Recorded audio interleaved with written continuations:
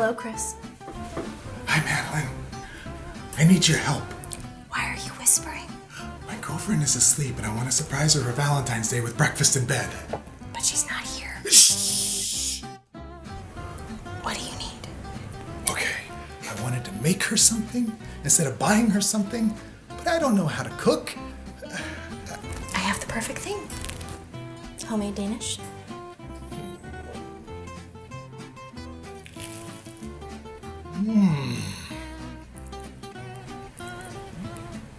You made these?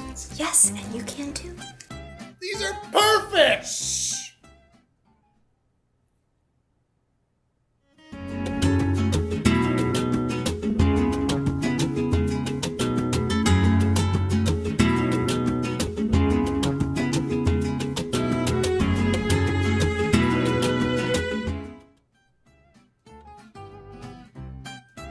So what I'm making today is simple, delicious, and perfect if you forgot about Valentine's Day. The best part is that you can make them in advance and keep them in the freezer, go straight into the oven, and you have a beautiful, beautiful breakfast. So what you need is some puff pastry, and you can either make this yourself or buy some from the store. So you got your perfect square, and the only thing that you want to do is make sure that you are very, very exact about cutting out squares. If you need to use a ruler, that's totally fine. And then you can use those other perfect squares as a guide for other perfect squares. Now you've got your squares all cut out, and I'm going to show you 3 different ways to fold these. And this first one is called a diamond. And what you're going to do is take your square and just fold it over so that you have a pyramid. And then you come in here and you cut up to the top all the way through, and you do that on the other side as well. Okay. And then you unfold it, and these should move. And then you need your filling. So what I like to do is whip a couple tablespoons of jam together with a pack of cream cheese, about a half a cup of powdered sugar, a pinch of salt, a splash of vanilla, and then because this is blueberry lemon, I want to give it an extra punch. So I put in some fresh lemon juice and a little bit of lemon zest. So you just want a little dollop of your cream cheese and jam mixture. And this can be any flavor you want, but I love blueberry and lemon. So now that you have your dollop in the center, what you do is you pull up this side, and then you just fasten it down right here, and then you pull up the other one and just pull it over the filling and press down to make sure that you seal on both sides. And then you've got this beautiful angular shape. I like to add fresh berries to these Danishes.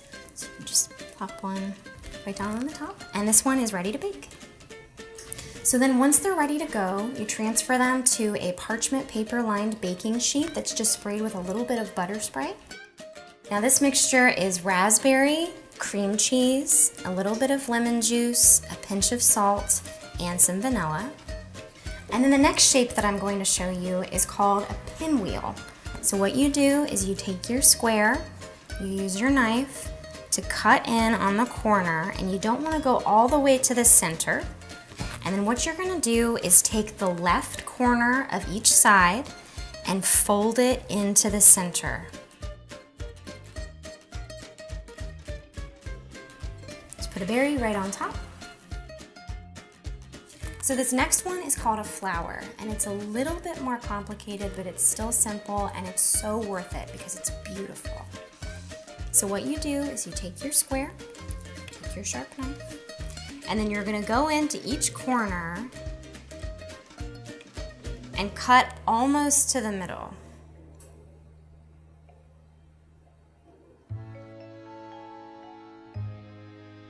So you want each corner to become this little flap.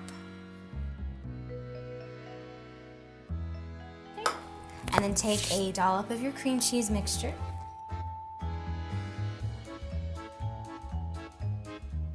And then you take each corner, Bring in one, pull in another, pull in another, pull in another, until you have this beautiful like flower on top of a square.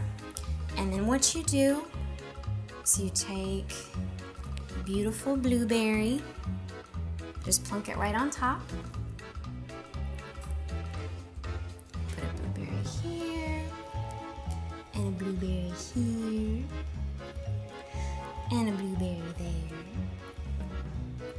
and a blueberry here. And then you end up with this beautiful, beautiful pastry that is even more stunning once it bakes. So now we've made all three.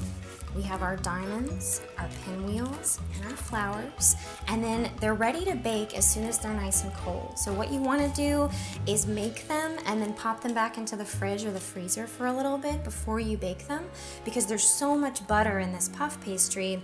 What you want is for that butter to puff once it gets into the oven. If it's too warm, it won't do what you want it to do, and the butter will kind of slide out of the pastry. So as cold as possible is definitely the best. And then once you pull them out of the fridge or the freezer, put them right in the oven at about 400 or 425, and then you just bake them until they're golden brown, and you have beautiful homemade Danishes. Simple, elegant, and no one has to know how easy it was.